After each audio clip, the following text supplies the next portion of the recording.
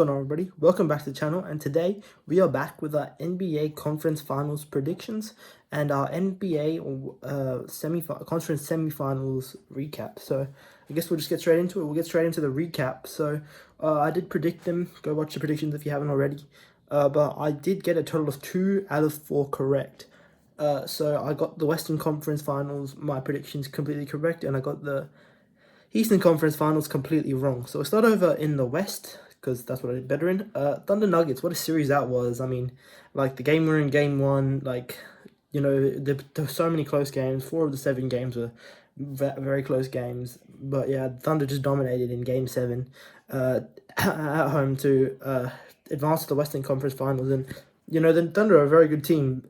But the Nuggets, like, even with the injuries that they were battling with, Michael Porter Jr. having that left shoulder strapped up, apparently couldn't lift it over his head. Aaron Gordon obviously having the hamstring injury where he played on one leg in the final in Game 7, and then Jamal Murray battling the sickness and putting up a very good Game 6. What was that, Game 6? Yeah, Game 6 with the sickness that he was recovering from. Like, they played a very good series. Like, it's not like they played a very good series, but the Thunder were just too good. Like, their defense was too good. They've got too many good defenders. Like, they've got, like, all of their good players all of their players are good defenders. They don't have a single negative defender on the team, really.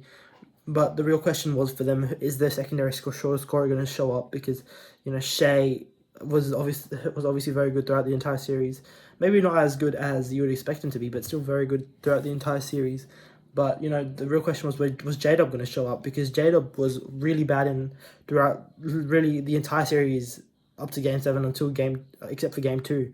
And then in Game 7, he played an absolutely magnificent game. So, yeah, it was big for him to show up in the Game 7. Because the Thunder, if they are to win the title, they really need that secondary scorer to help them, score the ball enough. Because their defense is great. I don't think that there's any problems with their defense. But they just need that secondary scorer. Because Shea by himself is not going to be able to carry the team to winning the championship. But yeah, the Nuggets, a great season for them. Jokic was okay, I guess. Like, he had some topsy-turvy games. Like, there were games where, like, the Thunder figured out how he's going to play, how to stop him. But then the next game, he dropped 44. He dropped 42 in the first game, 44 in the game 4, where he had that crazy turnaround shot. Or was that game 5? That might have been game 5. But he had that crazy turnaround shot, like, with 2 defenders on him. He had that crazy turnaround 3. That was insane. But yeah, a great series for them. And it looks like Shea's going to win MVP now. Series, whoever won the series is going to win MVP according to the NBA. But no, that's a joke.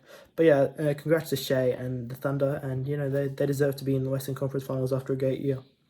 And then the second series, which I guess I didn't really watch much of, mainly because, like, most of the games were dominations, which was the Wolves versus the Warriors. Obviously, it sucks that we only got to see Steph Curry for like half a game in the series. Less than that, only in the first half of game 1, before he sustained that hamstring strain and was out for the rest of the series. So yeah, it's pretty disappointing to see that. And the Warriors without him, Jimmy Butler was obviously going through something as well. He was just not as aggressive as you would expect him to be. But yeah, he just was not good enough to be the first scorer on this team to lead them to win the series. But, Anthony Edwards is great. Jen McDaniels again was great.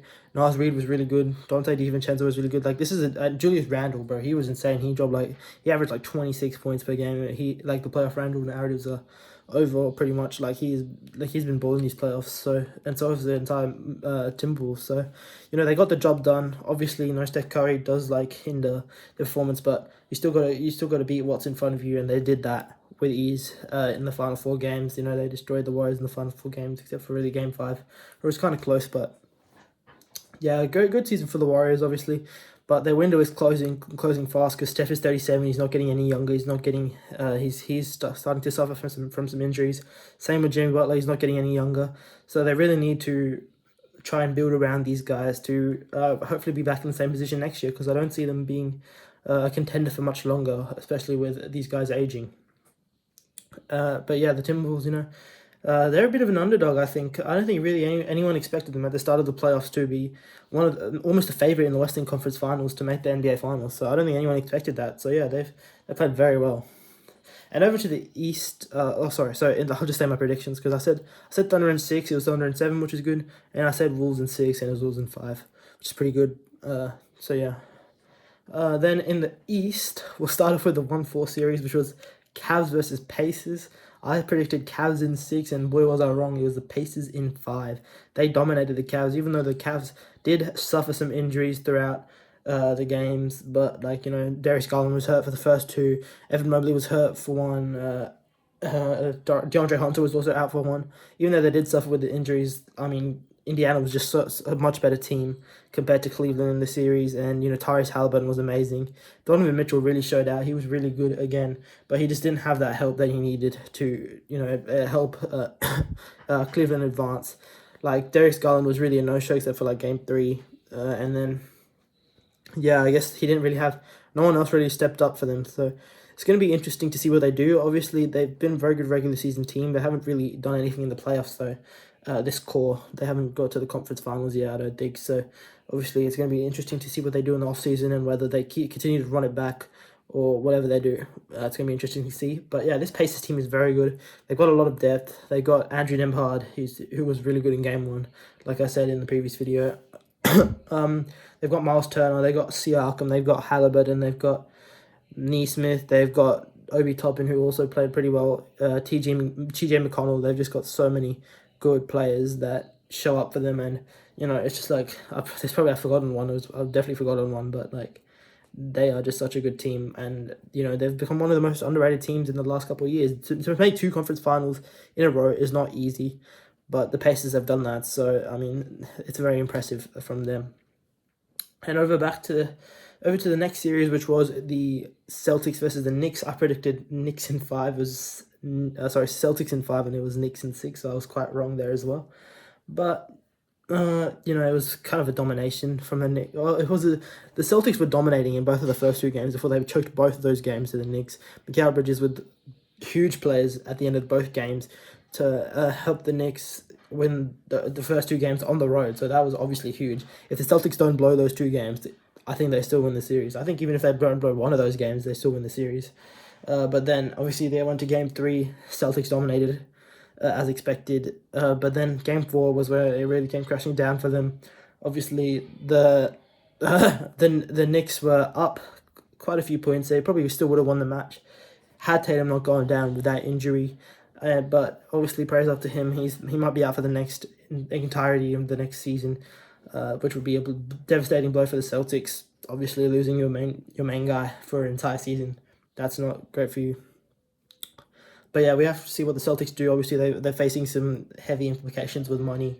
They're probably going to need to trade some of their guys like Drew Holiday, maybe Kristaps Porzingis. Obviously, he was battling with the illness throughout the series. He just was not good at all, even when he was getting minutes. So, yeah, Luke Cornett with a great game in Game 5 when he had 7 blocks. But yeah, I do think that if Tatum was healthy, I do think that the Celtics had a chance to come back 3-1, even despite the blowing out by the Knicks in Game 6. I do think that the Celtics would have a chance, but obviously my team that I thought would win the championship is now out, and the Knicks, they're a good team. They're a good team. Like obviously, like I guess in the last series they played very close against Detroit, but this series, they dominated in Game 6 to show that they can really be a good team.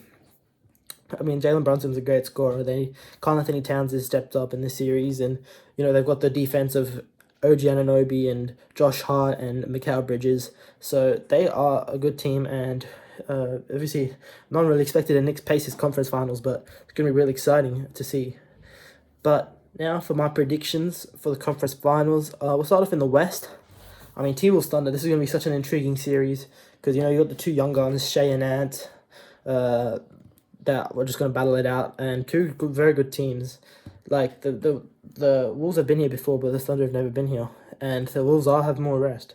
So here, the Thunder are really going in as underdogs, but I am still going to take the Thunder to advance to the NBA Finals. I just do think the defense is a bit too much, and I do believe in J-Dub to step up as that secondary scorer in this series and guide the Thunder, help Shea and the Thunder to get into the NBA Finals. I do think that there's a good chance that J-Dub does step up, and I do think that the defense is too much for the Wolves. They've got the guys to stop Ant. They've got Caruso. They've got Dort. They've got Wallace, Casey Wallace. They've just got so many players who can do that. And, I do think that the Timberwolves do give them a very good fight. And I do think this is going to be an absolutely amazing series. So that's why I have the Thunder taking it in 7. I do think that the Thunder win in 7. I think it's going to be an absolute dogfight of a series. I expect to see some pretty low scoring games because the Timberwolves defense is not to be reckoned with either. It's a very good defense. They've got Nicole Alexander-Walker. They've got Ant, who's a good defender. They've got Rudy Gobert, who's won depoy multiple times, 4 times. And, they've just got... It's going to be such a good series. So I do have the Thunder winning in 7, though. Moving over to the East, Pacers and Knicks. I mean, this has been a rivalry since the 90s, I guess. The last time the Knicks were in the conference finals, it was Knicks-Pacers back in 2000, where the Pacers did take home the victory. But, the Reggie Miller days against the Patrick Ewing days, there was quite a big rivalry back then. And it's going to be reignited. And this is going to be an absolutely amazing series as well, I think. But we saw a series last year, but I do remember that Julius Randle was injured throughout the series, I think, and Jalen Brunson was also injured. I don't remember who exactly was injured, but the Pacers did come out on top, but the Knicks were dealing with some injuries. And obviously they've added Karl Anthony Towns this year and Mikal Bridges. So yeah, that is a big addition, and they're going in it with no injuries, which is pretty good for them. But yeah, I think it's going to be an amazing series, but I do have the Pacers winning. I do think that the Pacers' depth shines through, and I have them winning in 6 over the Knicks to advance to the finals, which is crazy. I mean, no one at the start of the year thought that the Pacers would make the finals, but I have them advancing to the finals over the Knicks. Obviously, the Knicks are a very good team, but I don't think that their depth is quite as good as the Pacers' depth. So I think that Tibbs will play his main men quite a lot of the games, but I do think the fatigue will catch up to them. Obviously, they've had 2 pretty long series so far, 2 6-game series, and the Pacers have had 2 5-game series, including some blowouts as well, which is good for them. But the Knicks, they've had 2 close series, pretty much out of their 12 games that they've played, 10 have been close games where Jalen Brunson and Kyle Lowry had to play a lot of minutes. So I do think that the Pacers' rest and their depth shines through, and they win the series in 6. So that would set up an NBA Finals of Pacers versus Thunder. So yeah, guys, thank you so much for watching. Let me know your predictions down in the comments below, and I'll catch you on the next one. Peace.